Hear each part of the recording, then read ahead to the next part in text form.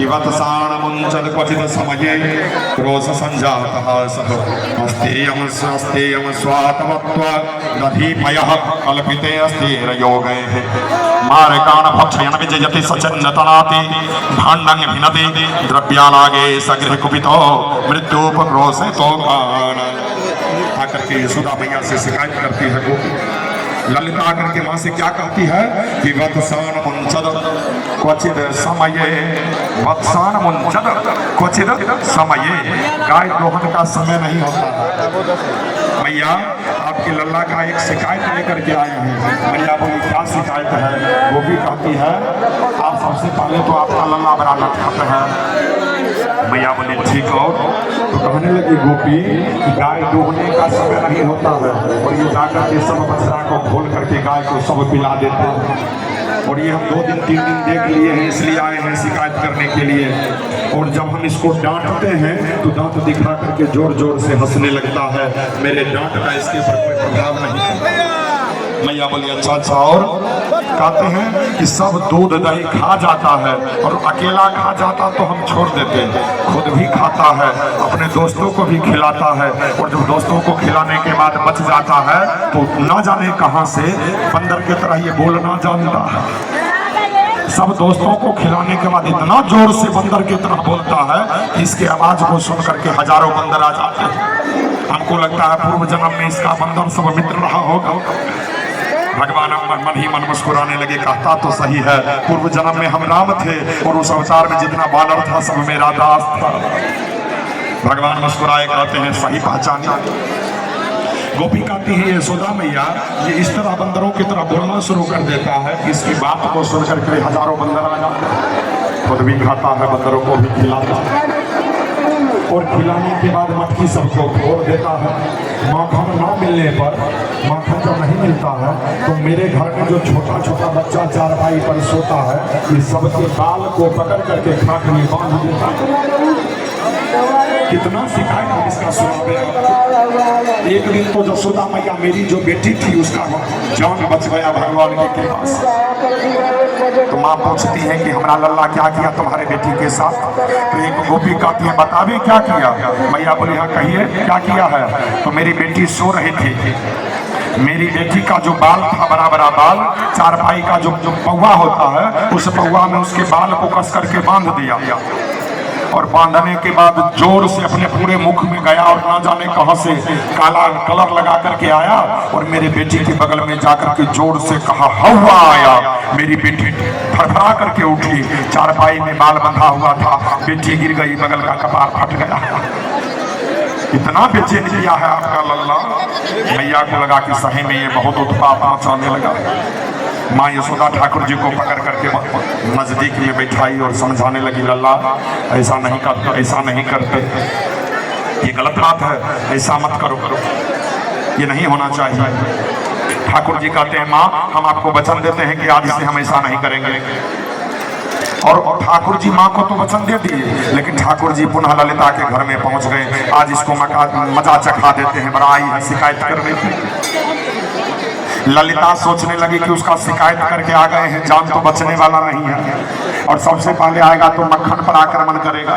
तो ललिता क्या की, सिक्का पर में मटकी को रख दी, उस मटकी में एक घंटी को बांध दी और घंटी बांध करके ठीक नीचे चारपाई पर में मनसुखा के पिताजी सो गए। भगवान जैसे ही चोर मंडली को लेकर के घर में घुसे तो देखे बूढ़ा सोया हुआ ठीक मटकी के नीचे। ठाकुर जी कहते हैं मनसुखा हाँ कनुआ भैया, अरे तुम्हारा बाप जो सोया हुआ है इसका क्या करें? तो मनसुखा कहा कि हमारा पिताजी जब सो जाते हैं तो 9 बजे से पहले नहीं उठते हैं, चलो इनके चारपाई को उठा करके बगल में कर देते हैं। सोते हुए पिताजी के चारपाई को पकड़ करके बगल में रखे। ठाकुर जी बोले पहुंचेंगे कैसे? सब बाल सखा के कंधा पर चढ़ करके ठाकुर जी पहुंचे मटकी के पास। मटकी में देखे घंटी बंधा हो। ठाकुर जी कहते हैं घंटी तुम यहाँ क्या कर रही हो? घंटी कहने लगा सरकार माफ कीजिए, ललिता हमको ला करके यहाँ बांध दी है। भगवान कहते हैं हम आए हैं मक्खन चुराने के लिए और हम जैसे ही मक्खन निकालेंगे ये सिक्का हिलेगा, तुम तो बोलोगी। तो घंटी कहने लगी आपसे हमको डर नहीं है जो हम बोलेंगे। आपको जितना मक्खन लेना है ले लीजिए। ठाकुर जी जैसे ही मक्खन निकाले तो नीचे से सिरसामा कहता है कनवा भैया पहले हमको टेस्ट करवा। एक एक करके भगवान सब बाल सखा को मक्खन दिए और मक्खन देने के बाद जैसे ही भगवान मक्खन निकाल करके मुंह में लिए घंटी जोर जोर से बोलने। जैसे ही घंटी जोर से बोलने लगी ठाकुर जी के मुंह में मक्खन तो गया नहीं, जितना बाल सखा था सब इनको छोड़ करके भागा। ये सिक्का पकड़ करके हम छोड़ रहे थे, नीचे गिरेंगे हाथ पैर टूटेगा। इतना ही देर में ललिता आ गई डंडा लेके, और ललिता जैसे ही डंडा लेकर के आई कहने लगे नीचे उतरो। ठाकुर जी कहते हैं नीचे उतरेंगे आज तो हमारा इलाज होगा। ललिता कहने लगी नहीं मारेंगे नीचे उतरो। भगवान जैसे ही नीचे गिरे ललिता हाथ को पकड़ ली और कहने लगी चलो आज जसोदा जी से कहते हैं कि आज आपके बेटवा को चोरी करते हुए पकड़ लिए हैं। ठाकुर जी के हाथ को पकड़ करके ललिता खींच करके ले जा रही थी। बगल से मनसुखा कहता है अरे कनुआ भैया। भगवान कहते हैं भागता है कि नहीं, तुम लोगों को मक्खन खिलाने के चक्कर में आज हमको मार लगेगा। बगल से कनुआ भैया कहते हो। मनसुखा कहा कनुआ भैया कोई उपचार है तो कहो। भगवान बोले उपचार करोगे।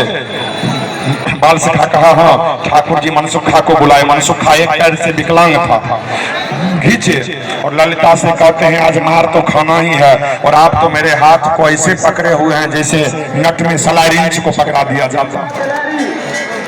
इतना जोर से कोई बच्चा का हाथ पकड़ता है, हाथ दुख रहा है, आप हमारा ये हाथ छोड़ दीजिए और ये वाला हाथ पकड़ लीजिए। ललिता इतना बेसुध थी कि आज हम चोरी करते हुए पकड़ लिए हैं। ललिता जैसे ही भगवान के हाथ को छोड़ी, ठाकुर जी मनसुखा के हाथ को खींच करके ललिता को पकड़ा दिए और ठाकुर जी पतली गली पकड़ ली। जब तक ललिता पहुंच करके आती जसोदा जी के यहाँ तब तक ठाकुर जी दौड़ करके हाँफते हुए आए। माँ यशोदा पूछी अरे लल्ला क्या हुआ, क्यों इतना हाँफ रहे हो। ठाकुर जी कहते हैं माँ आज जान हमरा बच गई। माँ पूछने लगी कि मेरे राज्य में ऐसा कौन है जो तुमको मारना चाहता है। भगवान कहते हैं मनसुखा का जो बहन है ललिता अपने गोबर के ढेरी से गोबर ले रही थी और जब हम देख लिए मैया तुम ही बताओ जो अपना सामान का रक्षा करना गलत बात है। मेरे गोबर के ढेरी से गोबर ले रही थी और जब हम मना किए तो क्या बोली हमको क्या करके तुम्हारे माँ से शिकायत करते हैं कि तुम मेरे घर में चोरी कर रहा। माँ यशोदा बोली अच्छा आने दो आज ललिता को हम दिखा देते हैं। हमारा गोबर के ढेरी में लेगी गोबर, हमारा बेटा कहेगा तो हमारा बेटा को चोर बनाएगी। आज हम दिखा देते हैं। ललिता पकड़ करके आ रही है, दरवाजे पर से कहती है यशोदा मैया। भगवान गोद में बैठे हुए थे। भगवान कहते हैं आ गए। मैया बोलती है तुम शांत रहो आने दो देखते हैं क्या करती है। ललिता जैसे ही भीतर प्रवेश की तो देखती है कन्हैया को मैया के गोद में। तब पलट के देखती अरे ये तो मेरा भाई है मनसुखा। ललिता चुप। भगवान गोद से कहते कहो कहो क्या बात है कहो। लेकिन अब तो ये कुछ बोले नहीं, सबूत खत्म है। सबूत रहेगा तब ना कुछ होगा, सबूत खत्म। भगवान कहते मैया पूछो इससे। माँ यशोदा डांट फटकार करके ललिता को भगाई और कहने लगी कि हमारा बेटा ईमानदार है, इसको तुम चोर साबित करना चाहती हो, भागो यहाँ से। अब ठाकुर जी कहते हैं माँ ये ललिता जाएगी तो क्रोध में 2-4 छिट्टा गोबर और लेकर के भाग जाएगी। हम जाते हैं गोबर ढेरी के पास खड़ा रह करके देखेंगे। माँ कहती है हाँ बेटा जाओ गोबर के पास खड़ा रह करके देखना। ठाकुर जी दौड़ करके आए और आकर के ठाकुर जी कहते हैं घंटी तुम हमको बोली कि हम नहीं बोलेंगे। हम बाल सखा को इतना मक्खन खिलाए एक बार भी नहीं बोली और जब हम मक्खन निकाले तो क्यों बोलने लगी। तो घंटी कहती है हमको माफ कर दीजिए। भगवान बोले माफ कर दे तुमको। तब घंटी कहती है कि मेरे एक प्रश्नों का जवाब दीजिए। भगवान कहते हैं क्या प्रश्न है। तो घंटी कहती है हम कब कब बोलते हैं। तो ठाकुर जी कहते हैं जब जब ठकुरबारे में हमारा भोग लगता है तब तो तुम बोलती हो। तो घंटी कहती है यहाँ आपका मक्खन का भोग लग रहा था, हम कैसे नहीं बोलते, इसलिए हम बोलने लगे क्योंकि मेरे भगवान भोग लगा रहे थे। कहिए कहिए मेरा अपराध है क्या। भगवान मुस्कुराए बोले घंटी हाँ अब बात समझ में आ।